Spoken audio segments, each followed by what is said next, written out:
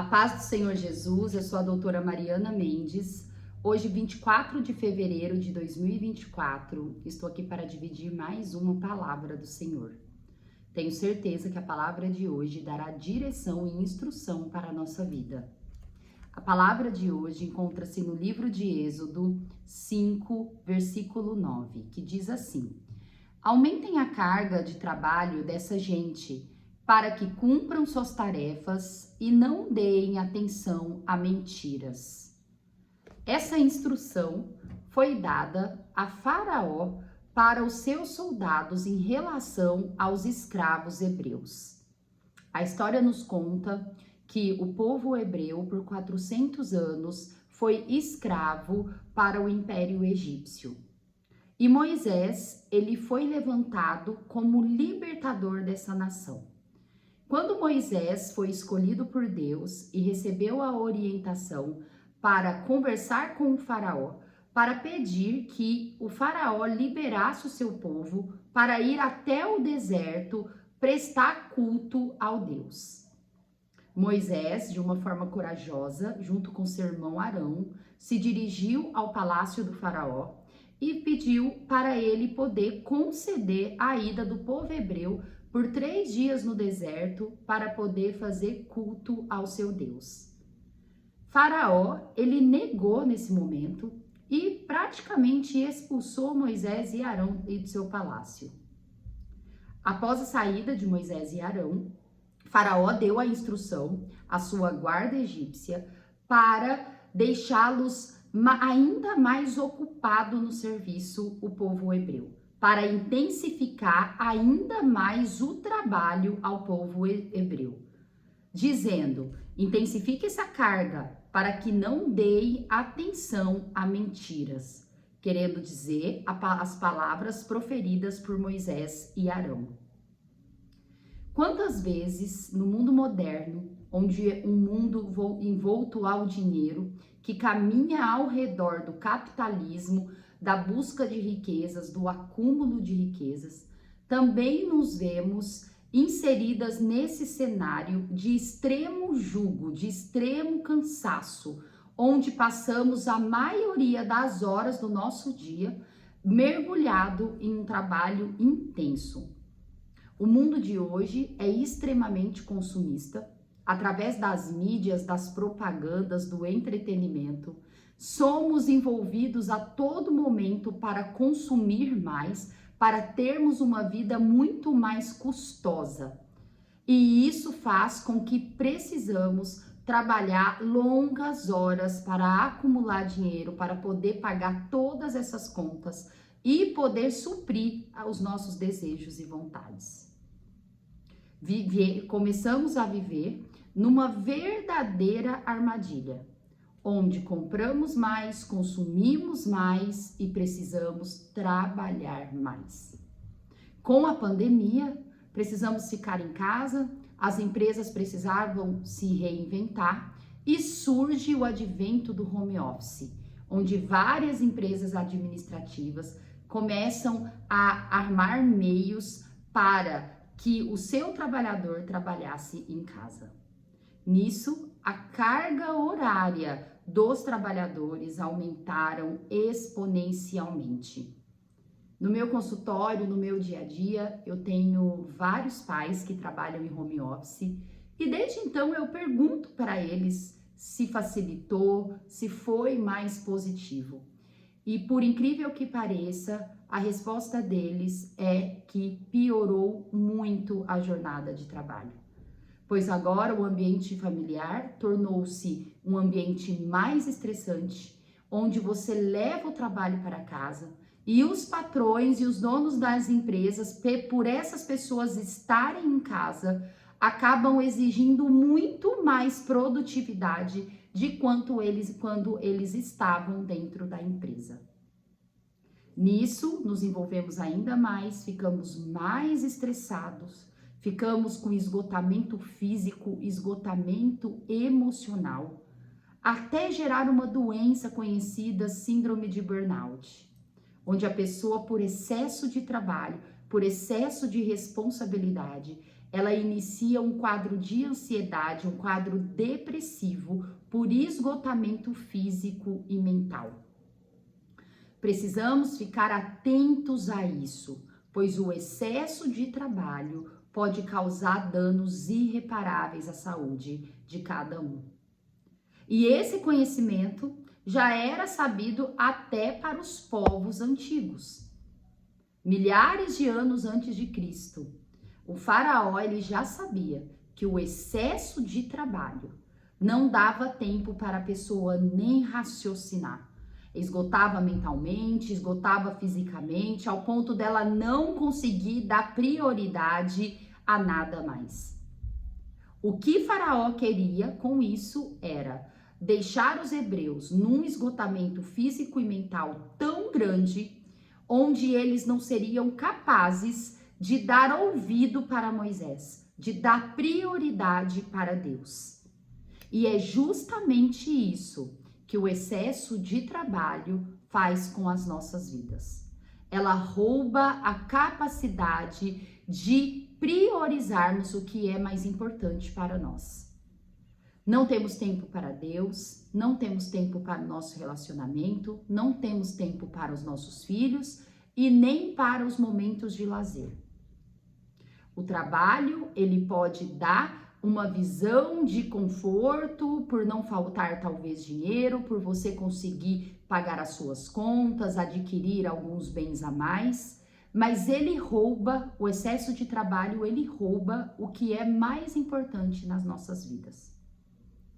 Eu, quando fui encontrada por Jesus, eu sempre fui uma pessoa que eu tive muita inclinação por o trabalho, por eu gostar muito do trabalho.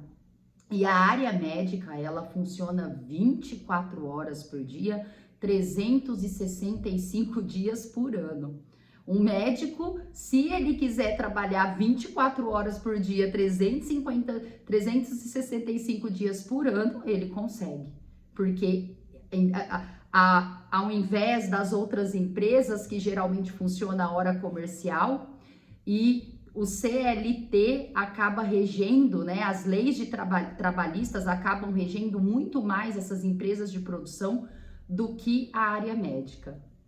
Quando eu encontrei Jesus, eu trabalhava de 80 a 90 horas por dia, trabalhava todos os dias da semana e com prazer e sorrindo. Mas depois que eu comecei a me relacionar com Cristo ele já me confrontou em relação a isso. E eu comecei a perceber que eu não tirava nenhum dia da semana para ficar com a minha família, para poder orar, para eu poder ir na igreja, para eu poder fazer toda a comunhão com Cristo e com a sua igreja. Uma das primeiras coisas que Deus me mostrou era o quanto isso me prejudicava.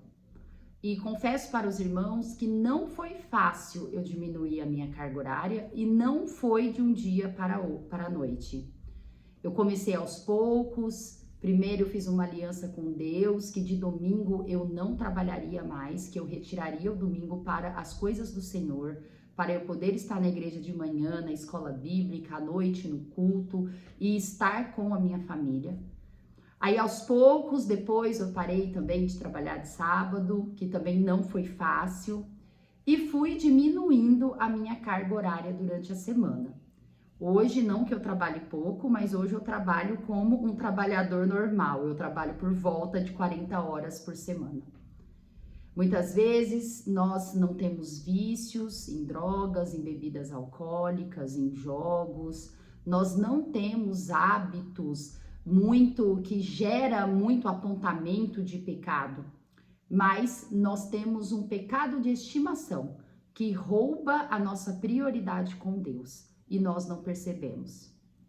O excesso de trabalho é algo que parece inofensivo e raramente as pessoas ao seu redor vão te apontar. Nossa, você comete um pecado, você trabalha demais, você não tem tempo para sua família, você não tem tempo para o Senhor. Ao contrário, na visão das pessoas ao redor, ela começa a ver isso como virtude em você. Nossa, como você é trabalhadora, como você é dedicada ao trabalho, como você é uma pessoa disciplinada no trabalho. E isso é um mal na nossa vida, vestido de piedade. Pois isso vai roubando a tua saúde, rouba a sua paz, rouba a falta de tempo com as pessoas mais importantes da sua vida e também rouba o seu período de comunhão com Deus. Precisamos ficar atentos. Não precisamos nos mergulhar. A nossa agenda, ela diz muito sobre nós, sobre as nossas prioridades. A meditação de hoje, ela diz exatamente isso. Sua agenda revela as suas prioridades. A forma como você gasta o seu tempo revela quais são as prioridades da sua vida. Se você é uma pessoa que você só busca trabalho, que você só busca dinheiro, que você só busca consumir, saiba que Deus não se agrada disso. Que Deus, ele é capaz de te prosperar, ele é capaz de te abençoar, sem você ficar mergulhado horas e horas e horas, talvez a mais de uma carga horária de um trabalhador normal no trabalho. Pois essas 40 horas na semana já é difícil para nós mulheres e homens conciliar tudo que nós precisamos resolver na semana. Imagine trabalhar mais do que isso. Não se torne escravo do trabalho. Deus, ele não te chamou para ser uma pessoa escravizada no trabalho, que viva em função em trabalhar, em acumular e em pagar. Deus, ele tem plano de paz. A sua palavra em Jeremias 29:11 diz: sou eu que sei os planos a seu respeito. E eu tenho plano de paz e prosperidade e não de causar dano. Deus, ele de forma alguma quer que você se desgaste no trabalho, ao ponto de trazer dano para a sua saúde mental, para a sua saúde emocional. Aprenda a confiar e a descansar no Senhor.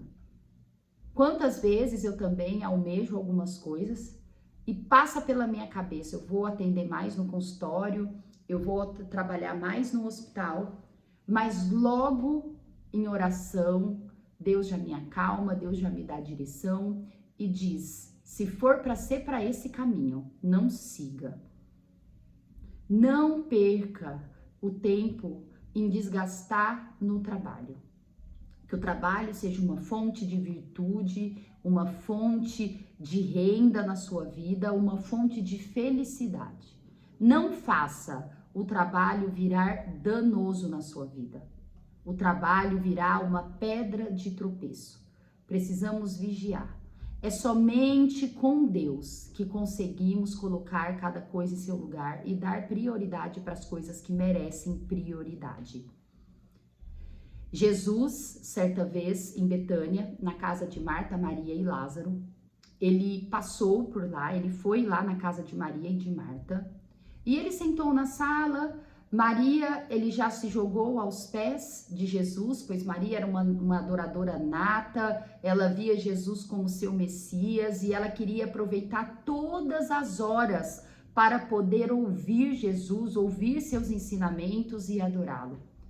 Marta, com uma personalidade super preocupada, ela era muito dedicada ao serviço, muito responsável, já começou a arrumar a casa, preparar as coisas para Jesus comer, arrumar aonde Jesus ia descansar, e ela toda atribulada, olhando para Jesus, Jesus sentado na sala, Maria nos seus pés. Marta fala: Jesus, você não tá vendo que eu estou aqui toda atribulada, nervosa, querendo fazer comida para o Senhor, preparando tudo. E a Maria, não te incomoda ver que a Maria tá aí nos seus pés sem fazer nada? E Jesus, nesse momento, ele dá uma resposta no qual nós nunca imaginamos. Nós, na nossa mente limitada, nunca imagina que Deus daria essa resposta para Marta. Jesus, de uma forma calma, vira: Marta, Marta, está muito preocupada, Marta. Você anda muito ansiosa, muito inquieta. Você não tá vendo? Maria escolheu a melhor parte. Quanto ensinamento nesse diálogo de Jesus e Marta.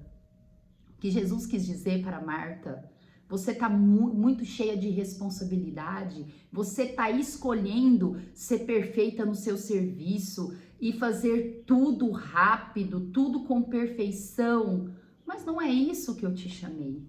Não precisa ser tão em excesso responsável, tão em excesso trabalhadora, tão em excesso perfeita. Não é isso que eu espero de você, Marta. Deixa esse serviço. Depois nós vemos o que nós vamos comer, onde eu vou dormir. Faça como Maria. Saiba dar prioridade para as coisas que precisam ser. Jesus estava dizendo: a minha estadia aqui com você é curta. Maria, ela está entendendo que elas têm que aproveitar todos os momentos para me ouvir, para me agradar, para estar ao meu lado, para eu dar os ensinamentos, a direção. E você está aqui perdendo seu tempo, querendo deixar a casa arrumada, querendo deixar tudo pronto e tudo perfeito. Quantas vezes na nossa vida somos como Marta? Não sabemos dar prioridade para as coisas que precisam ser prioridades na nossa vida. E sempre nos distanciamos de Jesus com desculpas que parecem ser virtude. Preciso deixar tudo pronto, preciso fazer, preciso deixar tudo perfeito. Eu não tenho tempo. Ai, vamos na escola bíblica. Eu não tenho tempo. Vamos para a igreja. Eu não tenho tempo. Saiba dar prioridade, irmãos, para o que precisa ser prioridade. Deus tem que ser prioridade na nossa família, na nossa vida. A família tem que ser prioridade na nossa vida. Que essa palavra possa ser direção e estratégia para a sua vida, assim como já foi e é para mim a todo momento. Pois eu confesso que eu tenho uma inclinação a querer trabalhar muito e a todo momento eu tenho que lembrar que não é isso que Deus espera de mim. Deus não espera que eu fique excessivamente no trabalho, perdendo horas ao invés de estudar a Bíblia, estudar a medicina, ficar com o meu filho, cuidar melhor da minha casa, do meu marido. Precisamos a todo momento meditar na palavra do Senhor para saber o que realmente importa para a nossa vida. A leitura bíblica de hoje está em Marcos 3, o capítulo 3, onde eu convido todos para ler o capítulo inteiro. Mas eu quero meditar numa parte desse capítulo que está no capítulo 3, versículo 31 a 35, que diz assim: Nisto, chegaram sua mãe e seus irmãos, e tendo ficado do lado de fora, mandaram chamá-lo. Muita gente estava sentada ao redor dele e lhe disseram: Olha, a tua mãe, os teus irmãos e irmãs estão lá fora à tua procura. Então ele lhe respondeu, dizendo: Quem é minha mãe e quem são meus irmãos? E correndo olhar pelos que estavam assentados ao redor, disse: Eis minha mãe e eis os meus irmãos. Portanto, qualquer que fizer a vontade de Deus, esse é meu irmão, irmã e mãe. Irmãos, nessa passagem conta que Jesus estava num ambiente com vários discípulos, vários seguidores, e nisso sua mãe Maria, juntamente com os seus irmãos carnais, estavam na porta da casa querendo falar com Jesus. E na hora que alguém dá esse recado para Jesus, ele diz: Mas quem são a minha mãe, quem é os meus irmãos? E quer dizer, a não ser todos que estão aqui ao meu redor. Jesus, de forma alguma, quis desfazer da mãe dele, dos irmãos dele, de sangue. O que Jesus quis é pôr em prioridade a sua divindade, querendo dizer, eu sou 100% homem, mas eu sou 100% Deus.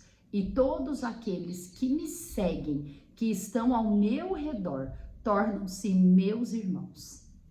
Jesus, nesse momento, ele fala de forma espiritual, dizendo que todos nós que queremos obedecer a Deus, que queremos seguir os seus mandamentos, nos tornamos irmãos de Jesus e filho de Deus. Se você hoje reconhece Jesus como seu único e suficiente Salvador, se você hoje confia na palavra de Jesus, crê que Ele é o caminho da verdade, o caminho da vida eterna, hoje nós fazemos parte da família de Jesus. Nós deixamos de ser criaturas e nos tornamos filhos de Deus. Somos importantes no reino de Deus. Jesus quer que fiquemos conectados, interagindo com Ele a todo momento. Não desanime da caminhada, por mais difícil que seja. Com Jesus é difícil, mas sem Jesus é mais difícil ainda. Não nos desanimemos. Fiquemos atentos a todas as orientações de Jesus. Leia a Bíblia diariamente, ore diariamente, mesmo que sem vontade. Não deixe o desânimo, não deixe o inimigo das nossas almas, não deixe o mundo matar a sua fé, matar as promessas que Jesus tem para você, pois valerá a pena. Eu tenho certeza disso. Amo vocês em Cristo Jesus, que essa palavra possa ter feito muito sentido para a vida de vocês. Amo vocês, até amanhã, em nome de Jesus.